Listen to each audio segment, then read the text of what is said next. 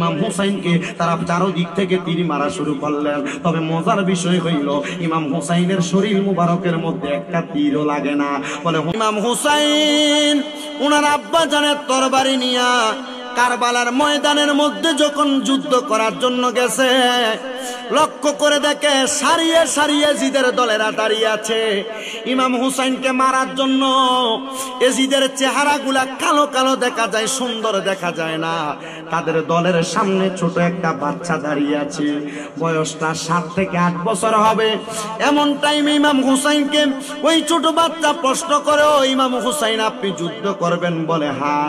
বলে আপনি যুদ্ধ করার আগে আমি ছোট বাচ্চাকে এই মুহূর্তে কালিমা পড়ে দেন, লা ইলাহা ইল্লাল্লাহু মুহাম্মাদুর রাসূলুল্লাহ সাল্লাল্লাহু আলাইহি ওয়াসাল্লাম।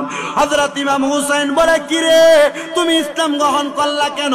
তোমার বাবা ইয়াজিদের দল, তোমার বাবা ইবনে জিয়াদের দল, তারা তো আমাকে পছন্দ করে না, তুমি কেন ইসলাম গ্রহণ করলা?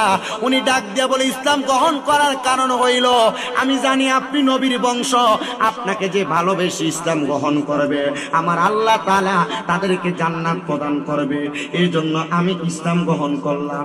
ওই ছোট ছেলে বলে, 8 বছরের মানুষ আমি, হাতের মধ্যে তরবারি নিয়া একসাথে এজিদের দলের মধ্যে 80 জন ব্যক্তিকে আমি আমার তরবারি দিয়ে মেরে ফেলেছি। এজিদকে মারার পরে আমার মনের মধ্যে সামান্য পরিমাণ বিন্দু পরিমাণ কষ্ট লাগে নাই, আমি আমার নিজ হাতে আমার আব্বাজানকে কতল করেছি। ইমাম হুসাইন বলে, ওই সময় দেখলাম ওই ছেলেটার পেছন থেকে আঘাত করে তার গর্দান আলাদা করে দেওয়া হয়েছে। আমি দেখলাম ওই ছেলেটার লাশটা আমার চোখের সামনে আসমানের দিকে উঠে যাচ্ছে। সবাই চিন্তা করলো এই ছেলে ছোট মানুষ, তার লাশটা কেন আসমানের দিকে উঠে যাচ্ছে?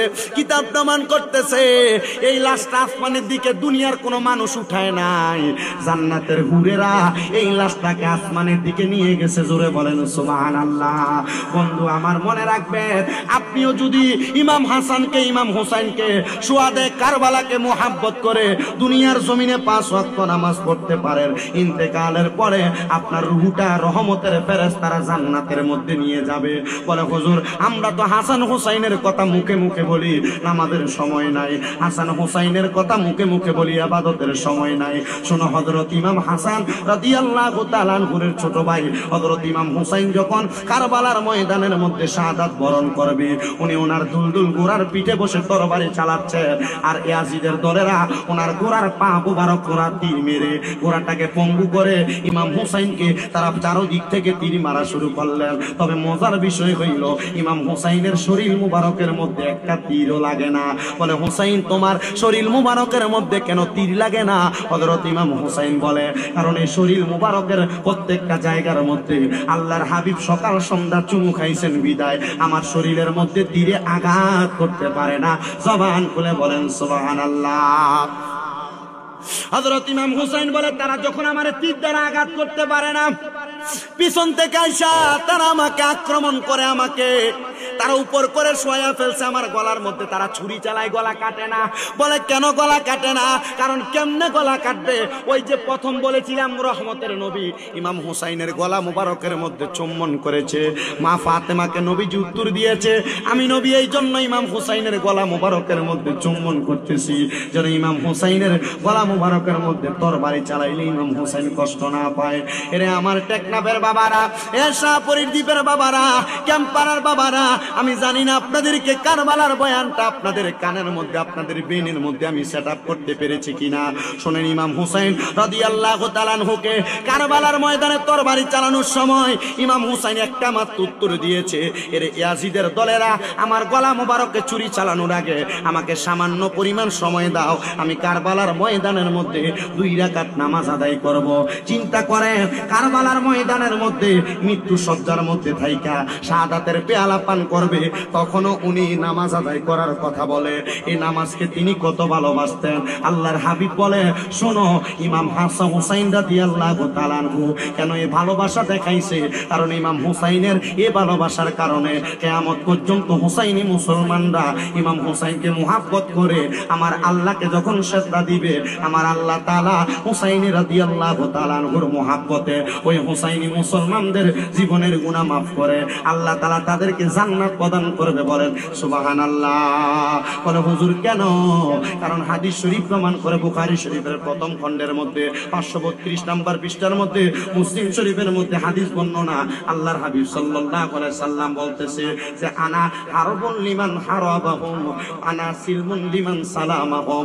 এদের সঙ্গে যারা শত্রুতা করবে আমি নবী এদেরকে শত্রুতা করব, এদেরকে যারা ভালোবাসবে আমি নবীও তাদেরকে ভালোবাসবো। বলেন হাসান হোসেনকে ভালোবাসলে যদি নবী আমাদেরকে ভালোবাসে, আমরা সবাই হাসান হোসেনকে ভালোবেসে সমাজের মধ্যে নামাজ প্রতিষ্ঠা করার দরকার আছে না নাই? হযরত ইমাম হুসাইন নামাজ আদায় করলেন। নামাজরত অবস্থায় ইমাম হুসাইন প্রথম রাকাত নামাজ শেষ করলেন। দ্বিতীয় রাকাত নামাজ শেষ করার আগে ইমাম হুসাইন যখন একটা সেজদা দিয়েছে, মালিক ইবনে ওই জায়গার মধ্যে মারওয়ান ইবনে সুলাহ নামক একজন লোক ডাক দিয়ে বলে, হযরত ইমাম হুসাইন যদি আরেকটা সেজদা দিয়ে সালাম ফিরে তরবারি চালায়, আল্লাহর কসম আমাদের 3000 3500 সৈন্য কেউ তার সঙ্গে পারবা না।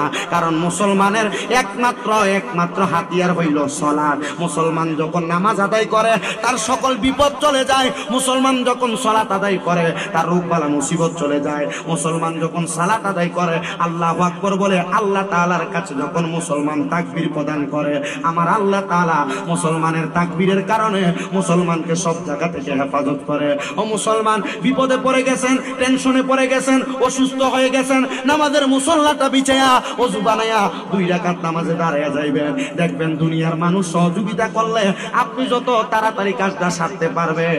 আপনি নামাজ আদায় করে আল্লাহর কাছে সহযোগিতা চাইলে আমার আল্লাহ আরো তাড়াতাড়ি বান্দারে বিপদ থেকে উদ্ধার করতে পারে কি পারে না?